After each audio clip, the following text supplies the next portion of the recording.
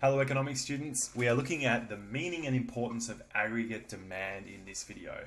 And aggregate demand, the business cycle and the circular flow model are all linked together, because when we look at the formula for aggregate demand in a moment, we're going to see that the components of aggregate demand are basically flows on the circular flow model and injections. And we already know that the business cycle shows us spending or aggregate demand over time. Okay, so they're very linked together. Let's look at the formula for aggregate demand. The first thing here is we've looked at demand before in microeconomics. We're just bringing in a new word. This new word is aggregate, and all it means is to put everything together. So instead of looking at spending on bananas, we're looking at total spending on everything in the Australian economy. So what we do is we have a little formula here, and don't worry, it's not a complicated thing to calculate. It's more about understanding what each of these components are. But we add consumption spending, investment spending, government spending, and the net export spending. And that gives us total amount of spending on Australian-made goods and services. Now remember that aggregate demand is basically GDP in the short term, because if it's within their capacity to do so, businesses will produce given spending. So if there's an increase in spending, there's an increase in production, as long as there's spare capacity in the economy. So let's go through the components of the aggregate demand formula. The first one is consumption spending, or C, and that's basically any spending by households, buying new clothes, food, drink, any services. If you go to the doctor or physiotherapy, all those things are included in consumption spending. Now, as a result, it's the largest component of aggregate demand. The second one is investment spending, or I, and this is whenever a business goes out and purchases some new capital, equipment, technology, or machinery for their business. So if you're a farmer, you're going to buy a new tractor, that's investment spending. If you are a factory, you might buy new machinery. If you're 7-Eleven, you buy a new coffee machine.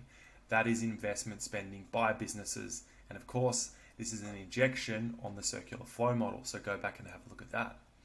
We're going to break down government spending into two types. We don't really have to do this yet, but it makes sense to learn them now, because we do once we start looking at budgetary policy. So government spending, or G, is broken down into consumption spending by the government. So anytime the government spends money on running their departments, the day-to-day spending by their departments, the Department of Health or the Department of Education, they cost a lot of money to operate, and we're going to call this current spending by the government, day-to-day spending. The second one is government investment spending, and that's basically whenever the government invests in new capital equipment, technology, or mostly infrastructure for Australia.